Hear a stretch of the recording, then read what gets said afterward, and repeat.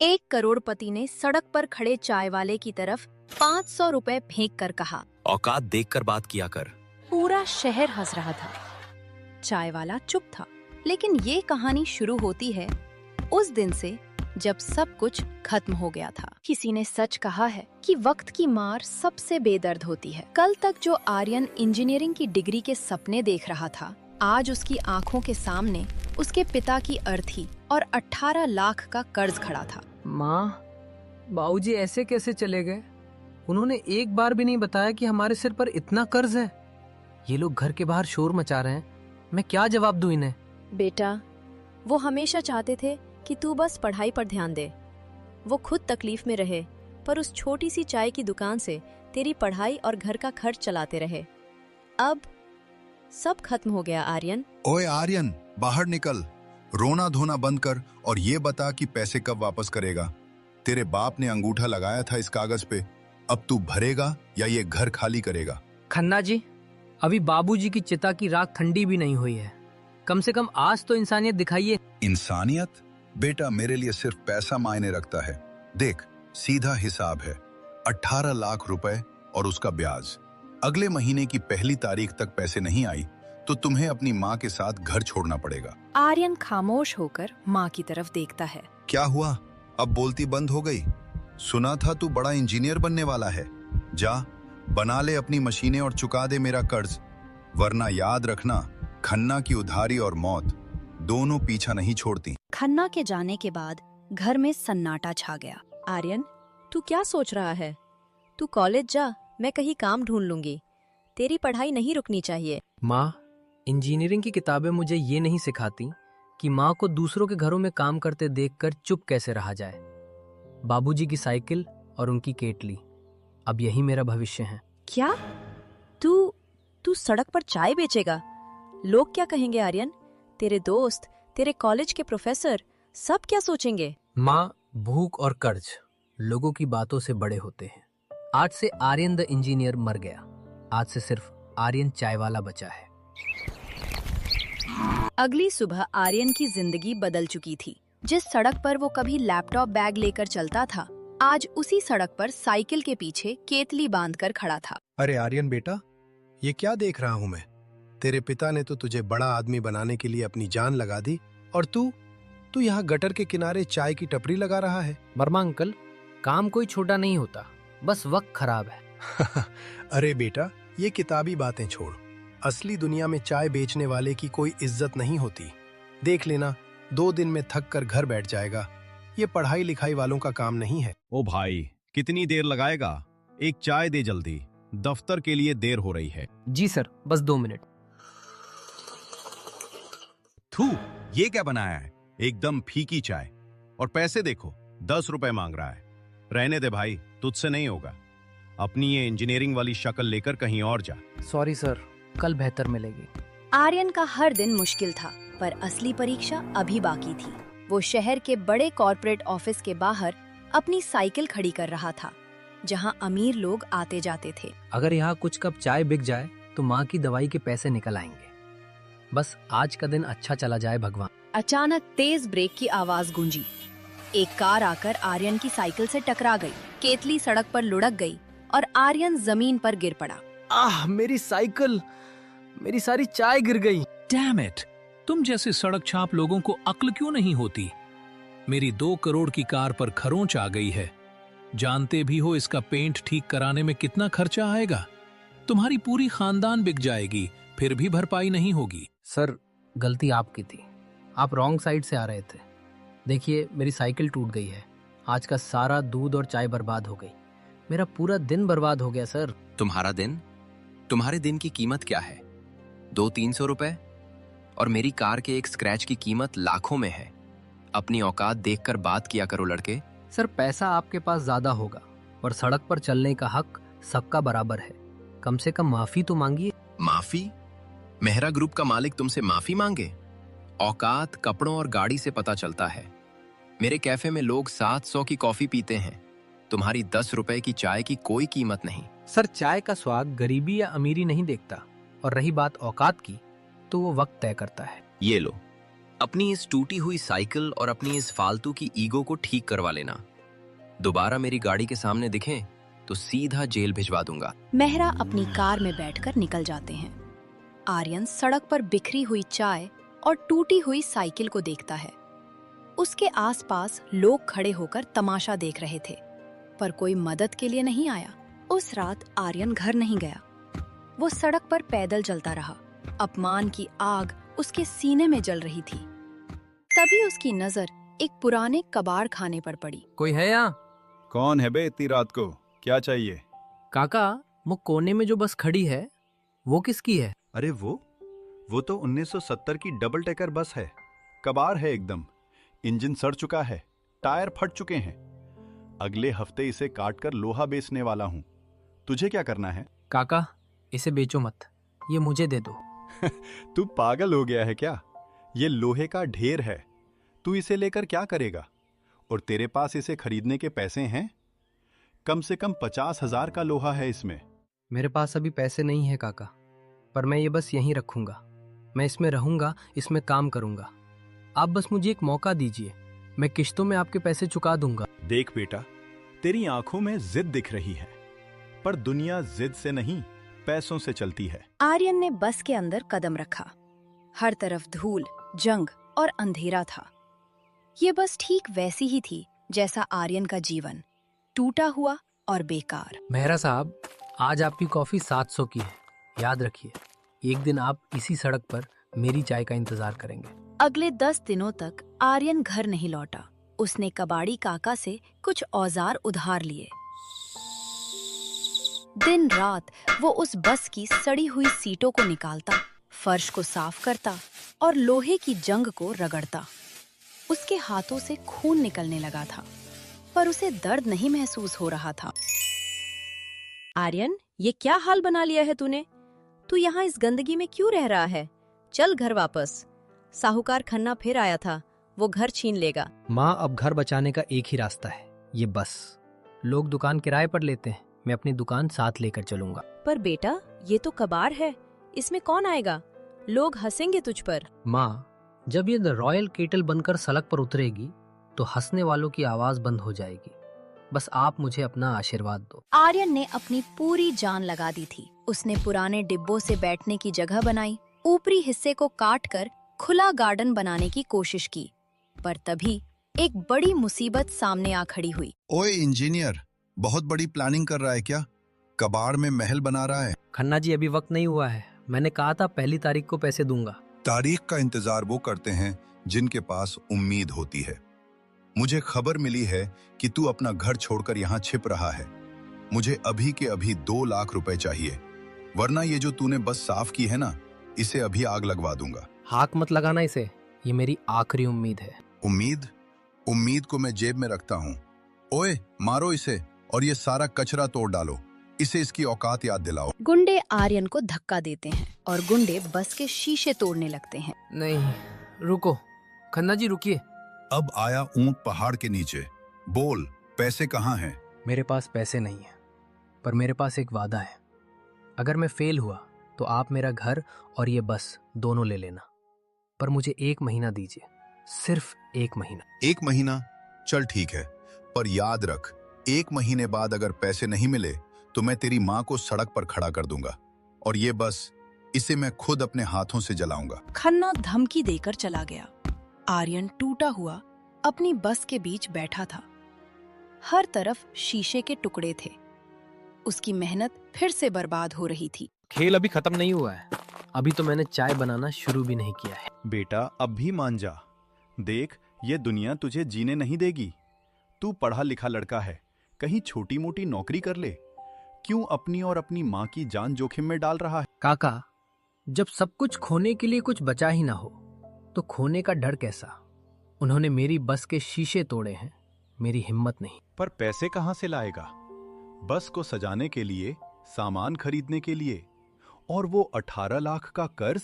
काका, मैं इस बस को कबाड़ से नहीं, कला से बनाऊंगा। जो चीजें लोग फेंक देते हैं, मैं उन्हें ही अपना हथियार बनाऊंगा। आप बस मुझे अपनी वो पुरानी वेल्डिंग मशीन और कुछ पेंट के डिब्बे उधार दे दीजिए। अगले 15 दिन आर्यन के लिए किसी तपस्या से कम नहीं थे। वो दिन में कबाड़ खाने में काम करता और रात भर अपनी रॉयल केटल को नया रूप देता। माँ देख रही हो, ये ऊपर वाला हिस्सा अब एक खुला बगीचा जैसा दिखेगा। यहाँ मैंने पुरानी लकड़ी की पेटियों से बैठने की सीटें बनाई हैं। बेटा, तूने इसे सच में किसी महल जैसा बना दिया है। पर आर्यन, तूने 7 दिनों से ढंग से खाना नहीं खाया है। तेरा शरीर सूख कर कांटा हो गया है। माँ, जब पेट में कुछ बड़ा करने की भूख हो ना, तो रोटी की भूख मर जाती है। बस एक बार ये बस सड़क पर उतर जाए, फिर देखना। ओहो, तो ये है वो अजूबा, कबाल की बस में चाय। आर्यन बेटा, लोग चाय पीने आते हैं, म्यूजियम देखने नहीं। और वैसे भी उस सड़क पर मेहरा साहब का कैफे है, उनके सामने तेरी ये खटारा बस कौन देखेगा। वर्मा अंकल, लोग यहाँ सिर्फ चाय पीने नहीं आते, अच्छा महसूस करने आते हैं। मेहरा साहब के पास पैसा है, पर मेरे पास दिल से बनी चाय है। दिल? बेटा, दिल से पेट नहीं भरता। जिस दिन खन्ना घर की नीलामी करेगा, उस दिन ये रूह सड़क पर आ जाएगी।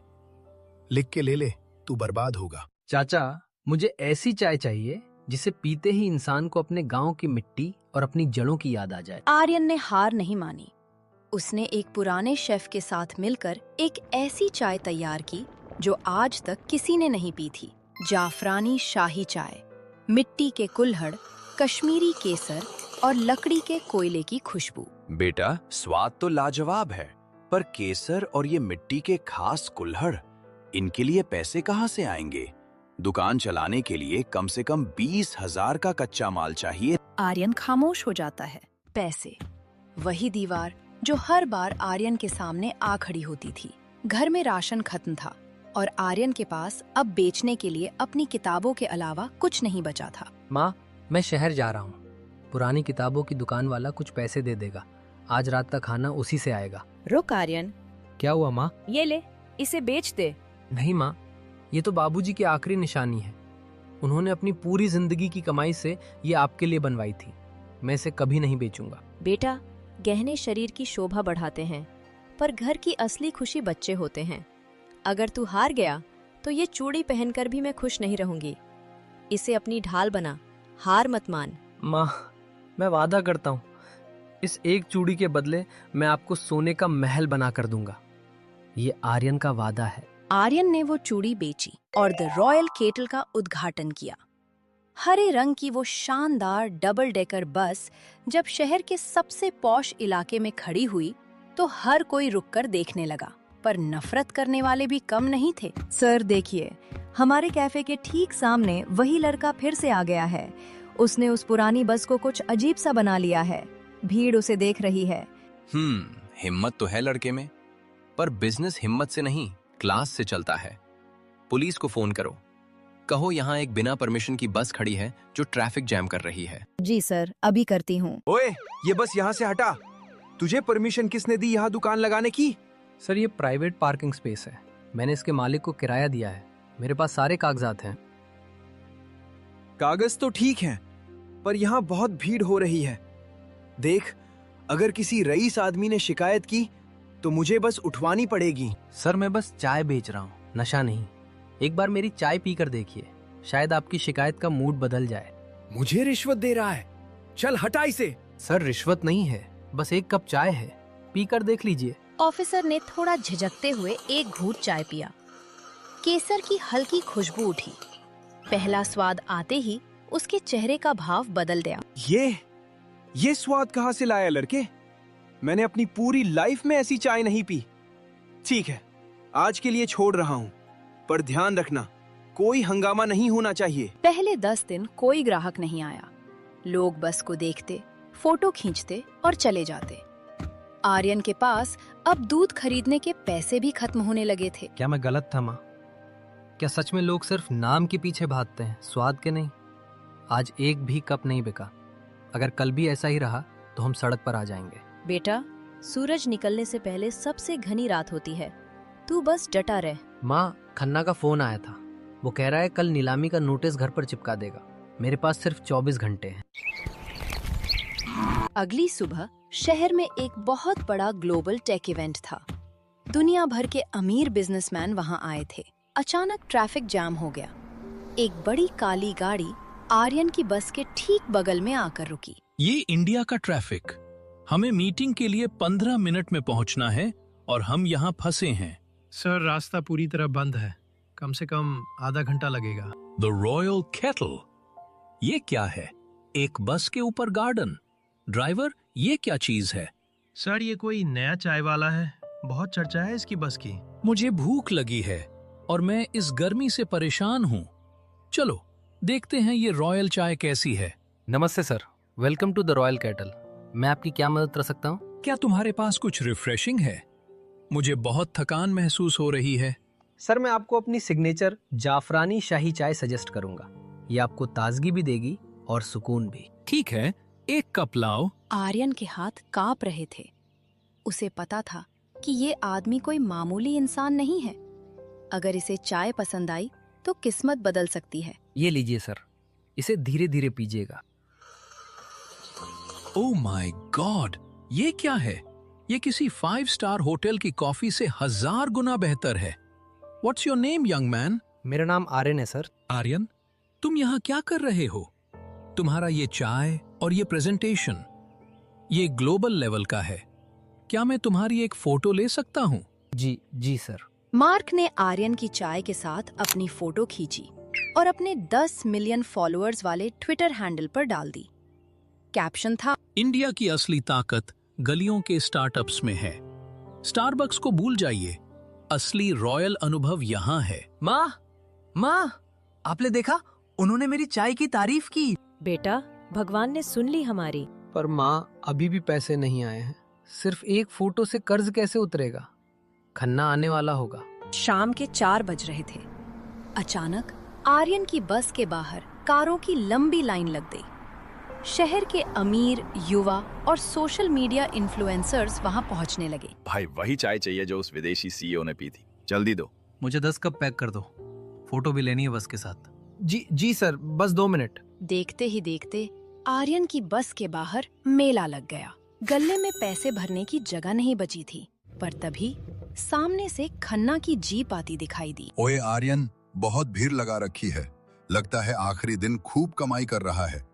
पर बेटा, ये चिल्लर मेरे 18 लाख के सामने कुछ नहीं है। चल, चाबी निकाल घर की। खन्ना जी, जरा 1 मिनट रुकिए। क्या रुकिए? टाइम खत्म हो गया है। मेरा आदमी नीलामी का बोर्ड लेकर आ रहा है। इसमें 3 लाख रुपए हैं। आपकी पहली किश्त और थोड़ा एक्स्ट्रा ब्याज। गिन लीजिए। क्या? ये इतने पैसे कहाँ से आए तेरे पास? खन्ना जी, काम अच्छा हो तो ग्राहक खुद आ जाते हैं। ये तो बस शुरुआत है, बाकी पैसे भी समय पर मिल जाएंगे। अब जरा जीप हटवा दीजिए, लोगों को आने जाने में दिक्कत हो रही है। खन्ना का चेहरा उतर गया। वो पैसे लेकर चुपचाप निकल गया। आर्यन ने राहत की सांस ली, पर दूर अपनी कार में बैठे मिस्टर मेहरा ये सब देख रहे थे। उनके चेहरे पर अब गुस्सा नहीं, डर था। इस लड़के को रोको, ये मेरी मार्केट खा रहा है। अगर ये बस ऐसे ही चलती रही तो हमारे स्टार कॉफी के कस्टमर कम हो जाएंगे। कुछ भी करो, इसकी बस कल सुबह यहाँ नहीं दिखनी चाहिए। सर, पर कैसे? पुलिस तो अब उसकी दोस्त बन गई है। पुलिस से नहीं होगा तो आग से होगा। रात को जब ये घर जाए तो इस बस को राख बना देना। रात का सन्नाटा था। आर्यन अपनी कामयाबी की खुशी में घर जाकर माँ के लिए मिठाई ले गया था। उसे अंदाजा भी नहीं था कि पीछे से मौत उसकी रॉयल केटल की ओर बढ़ रही थी।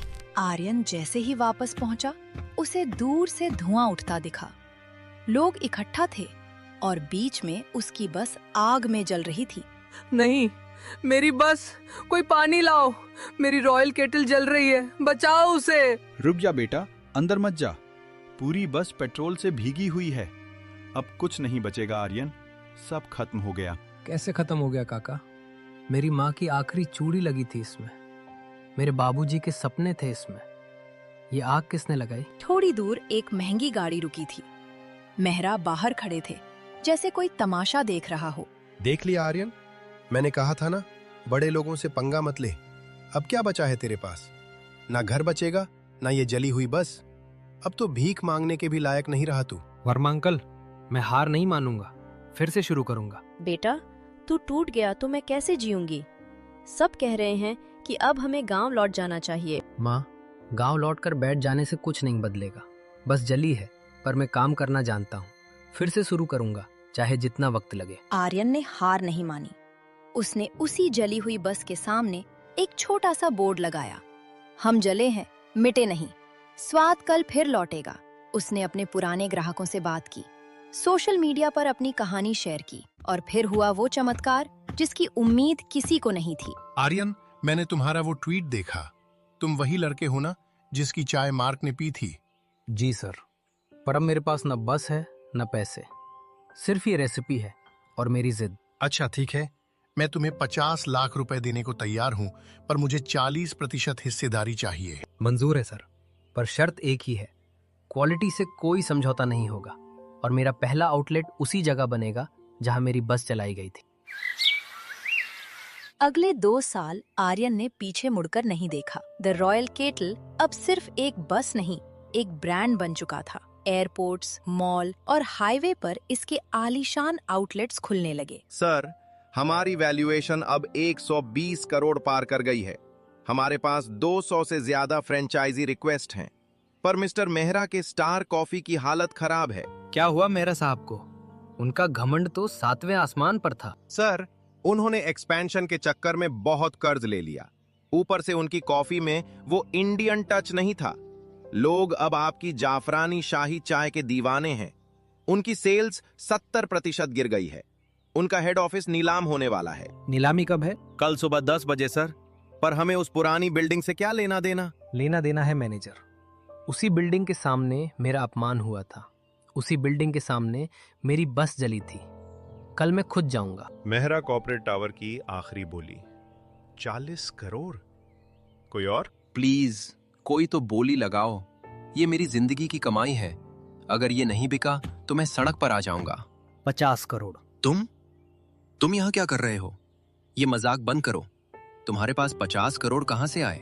मेरा साहब, 10 रुपए की चाय से शायद साम्राज्य नहीं बनता, लेकिन लोगों का भरोसा जोड़ते जोड़ते कंपनी खड़ी हो जाती है। आपने कहा था औकात गाड़ी और कपड़ों से तय होती है। आज जवाब आपको खुद दिख रहा होगा। आर्यन बेटा, मुझे माफ कर दो। मुझे नहीं पता था कि तुम इतने बड़े बन जाओगे।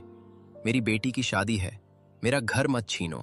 मेहरा साहब, मैं आपका घर नहीं छीन रहा, मैं तो बस अपनी वो पुरानी साइकिल की कीमत वसूल रहा हूं जो आपने तोड़ी थी। ये बिल्डिंग अब द रॉयल केटल का ग्लोबल हेडक्वार्टर बनेगी।